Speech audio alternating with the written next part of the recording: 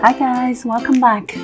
So today I want to talk to you about a new stocks that I never mentioned here before. It's called the Best Inc. Ticker symbol BEST.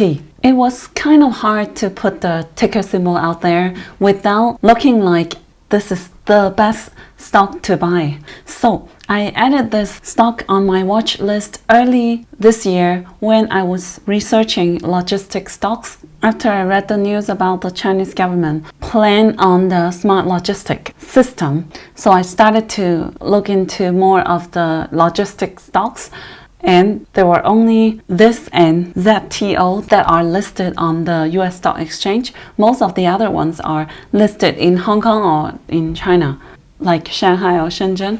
So that's why I added this on my list, but I never really dig deeper into it.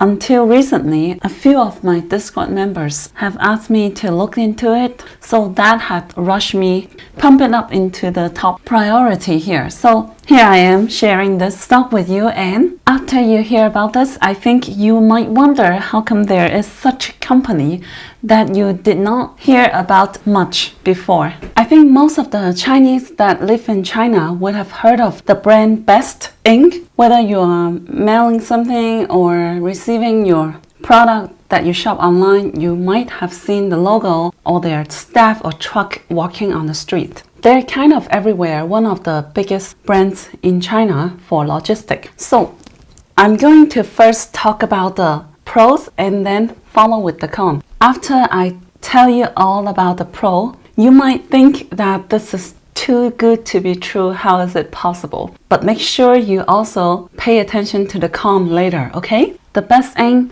is a leading integrated smart supply chain and logistics solution provider. Their service includes express and freight delivery, supply chain management, business to store to consumer supply chain, and last mile services, truckload capacity brokerage, international logistics, and financial services. And their mission is to using technology and business model innovation to create a smarter, more efficient supply chain. So basically, they want to combine technology innovation with a traditional industry, which is logistic, and making things smarter, smoother for businesses. They were founded in the year of 2007, so already 14 years. So they are for sure one of the top 10 logistic companies in China. And since very early stage, they were already visioning to integrate technology into logistics since the beginning of e-commerce in China. Because 2007, it was only a very early stage of e-commerce. It was nowhere as mature as now. So the founder had a vision since the beginning. He's called Mr. Xiaoning Johnny Chow. And before founding the company, he was the global vice president and Greater China president of Google, and he studied in the US. So with technology background, it is no wonder that he had this vision since the beginning. And I think that is why since the beginning, he was able to attract a lot of big institutions to invest in this company at the early stage. So that's why the company never lacked the ability to raise capital. In fact, they had raised probably between 6 to 7 times capital before their IPO a few years ago. And here you can see the history of them raising capital before the IPO. Almost every single time, Alibaba was one of the investors. Every time raising big capital, not small amount. That's right, Alibaba had invested in them 6 times and accumulated a lot of shares of this company. Updated by first quarter of this year, Alibaba officially owned about 37% of the company in total. So some people call Alibaba to be Best Inc's godfather, and it is no surprise they would call that. But other than Alibaba, you have some big names like Goldman Sachs and IDG Capital investing in them at early stage as well. So this is a company that's backed by a lot of giants in the background. Also SoftBank. The reason 3 times before the IPO in 2017. All of these, they had raised hundreds of millions of US dollars, more than the amounts they raised with the IPO in 2017.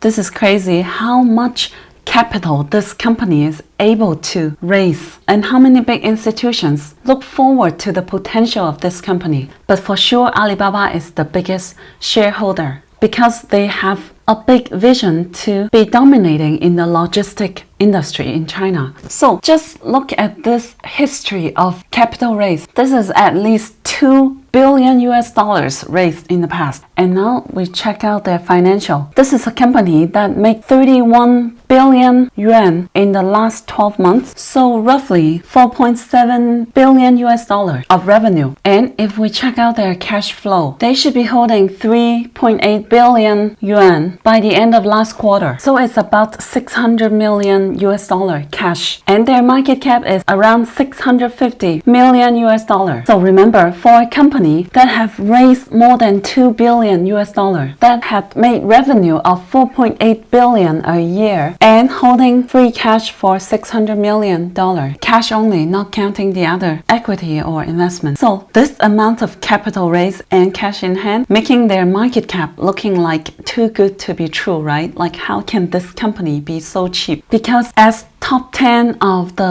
logistic companies in China, you can compare Best Inc. with the other logistic companies and see how significantly lower valuation they have than the others. For example, ZTO Express Inc., the other company listed in the US, worth 25 billion market cap. SF Holding, this is the Shengfeng Express company, 49 billion US dollar market cap. And then JD Logistics, the recent IPO company, logistic company that's owned by JD.com, market cap of 32 billion US dollar. ARK Invest had been buying recently too. So what a big difference between the market cap. They're all the top leaders of logistic companies in China, and they're all around 20 to 50 billion US dollar market cap, while the Best Inc. only 600 million US dollar. That is only 1 to 3% of the others. So the company's IPO price was 9.5 in 2017. I read that it was first planned to be somewhere around 13 to 15, but because at that time the industry was getting quite competitive, so they had to lower their IPO price to adjust. But since the IPO, the company had done nothing but decline, from the highest of 13.5 to the lowest of 1.1. The company was awarded in 2009 the Best Quality Partner by Li Ning. Li Ning is a very famous national brand of China, like the Nike of China. In 2010, they had acquired a company called Huitong Express to launch the Best Express, their first express delivery platform. 2 years later, they acquired another company called Qianji Tong to launch their own freight services. And then 3 years after that, they acquired another company called 360 Haitao. It's a big e-commerce website that mainly sell products from China to overseas. And this is a way they expanded into cross-border logistics services, because most of the logistic giants in China were still working within the country, not moving out of China yet. So this made them the first one to do that. So we see they had acquired quite a few companies in the past in order to expand their services and platform to build their business platform, or what they call the ecosystem. The company so far has 179 distribution center, 436 cloud storage, more than 10,000 franchise or business partners, and have their service and business in more than 20 countries. So after seeing all of their fundraising history, the revenue, their cash in hands, their history of acquisitions of different companies, their current asset, and the fact that they're backed by so many big institutions, it's harder and harder to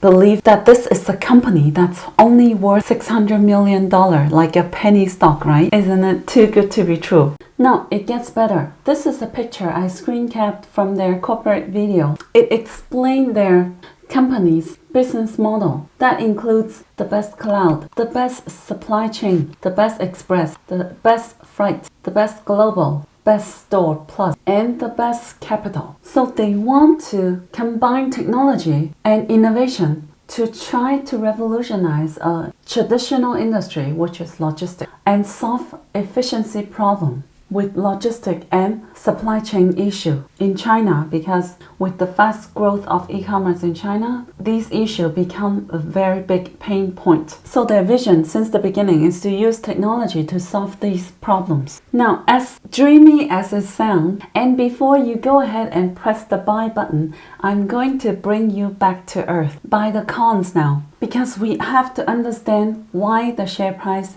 had become so beaten down since the year of 2017. Because usually a share price beaten down would be temporary. After some time, the share price always reflects in the company's fundamental to reflect the valuation. So this company is cheap for a reason, and I have summarized a few reasons. Number one, among all the leaders of the delivery sectors, they are probably the only one that is still at loss, not turned into positive profit yet. Because it's normal to be at loss at the beginning when they are spending a lot of money to build the infrastructure to acquire customers. But after many years, a lot of the competitors already turn positive profit. Because if you see their cost of revenue, it's near their total revenue to be 31 billion yuan. That means their margin is really thin. And I think it's first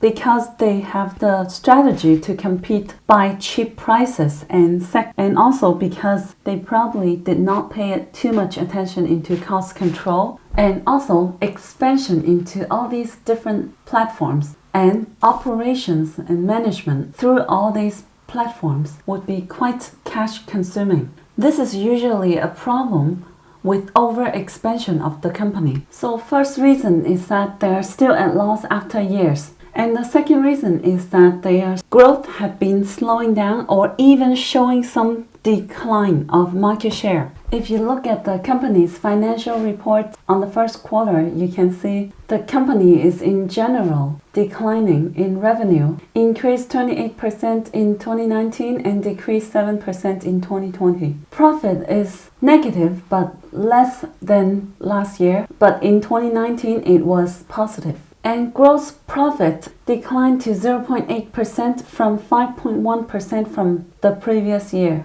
And the loss had increased dramatically in the year of 2020 compared to previous years. Now, loss is not an entirely big problem necessarily, because a lot of institutions can accept the company to be at loss, because being at loss might just mean the company is still reinvesting a lot of their profit back to building infrastructure or using it to expand bigger consumer base or bigger network of the sales. But what they care more about is the growth. So in general, it's 29.9% year-over-year growth compared to Q1 of 2020. But don't forget, Q1 2020 was when a lot of activities were paused due to COVID in China. So it had the low base to begin with. And this is their core business to be 10% growth year-over-year, even though the base was low last year in Q1. I believe this is what they look more into.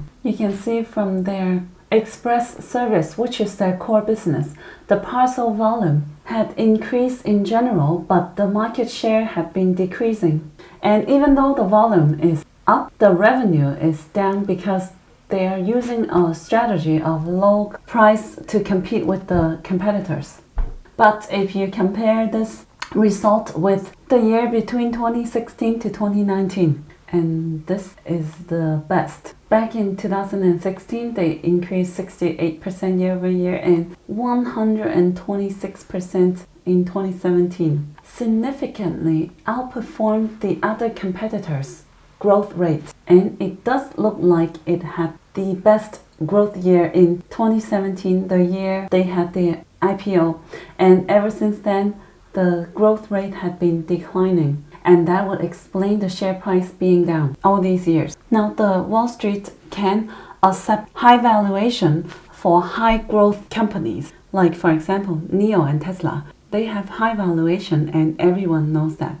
But institutions would still rush to buy in because it's still high growth, more than 100% year over year. they can accept the high valuation as long as it's high growth. But once the growth rate has slowed down, this is what they cannot accept. And the valuation would come down the moment the growth rate start to decline. And I think this has something to do with their business model, which is the reason number 3. As they have a lot on their hand, I would think it's overexpansion because, for example, they have canceled Best Store Plus, and also for the look of it, the best capital, I don't know if it's necessary. When a company is growing fast and they have overexpansion, it might not be the best business strategy or business model because it might just be very cash consuming while distracting from the core business, which takes up most of their revenue. So in this case, it's like this for Best because while they have growth for the other platforms, they have decline in their core business, which is Best Express. And number 4, they are asset-light business because they mostly outsource a lot of the transportation to other companies, franchise most of the Best Express and freight service, and most of their supply chain, they lease the storage instead of buying the land. So in this way, they would have light asset compared to the competitors who spend a lot of money to build infrastructure. So they call that an advantage because it will allow them to be more flexible and easier to expand faster. But the downside of this is that they cannot control the quality of the service as well as the competitor. For example, JD Logistics is famous for 100% integrated with the e-commerce. The parent company, in order to be 360 and deliver the best service they can, so JD is famous for their service and speed of delivery. So being light asset can be good and can be bad. And for now, they haven't solved the problem of that being difficult to manage the quality of service yet. And that would be a big problem. So I guess their business model right now is still yet to be figured out, to be proven to work in the future. Even though they had a good vision in the beginning, they still have a lot to prove. Whether this business model would work, how they can make money out of it, how they can keep up with the growth rate and gain back the market share they are losing. So that would be the several reasons I summarized to be why their share price had been beaten down so much and why they only are valued as a fraction of the competitor in the same industry. Like even if they 5 to 10x from here, they are still considered cheap or reasonable price within the industry. So after this, I hope you can take the pros and cons to think whether you think it's a good investment for you. And for me, myself, I think that this is for sure a huge bargain that is very hard to resist. I love picking up bargain when I know they are just a fraction of the price they should deserve, but at the same time need to be careful and watch out for value trap. I do think just the infrastructure they have built all these years, the brands they have acquired, the brand best they have built, the image they have built, the brand awareness in China, and the cash they're holding on hand right now, all these together combined just would make them worth so much more, in my opinion. And companies like this, if I'm lucky, might have a chance to turn around. They can either get bought by competitor and have a complete makeover or refresh their business strategy or business management team and have a good turnaround. And we have seen so many examples like this. For example, BlackBerry, they were a falling giant and found their core strength and climbed back up with a new industry. Like Bed Bath & Beyond, ticker symbol BBBY, had changed entirely the management team and craft out a fresh business strategy and had a nice turnaround. And what we hear the most lately, GameStop, ticker symbol GME, a new CEO, new management team, a new journey, good turnaround, right?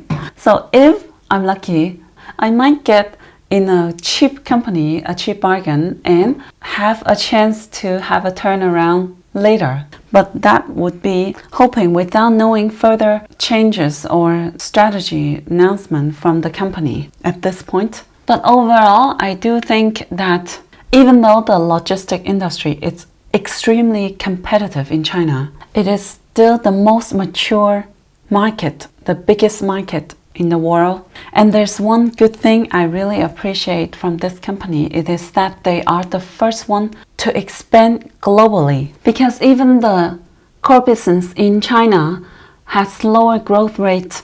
Their international business had a growth rate of 116% year over year. That looks much better. They started their planning and expansion early 2019, especially in Southeast Asia, where the e-commerce had been rapidly growing these years, especially after COVID.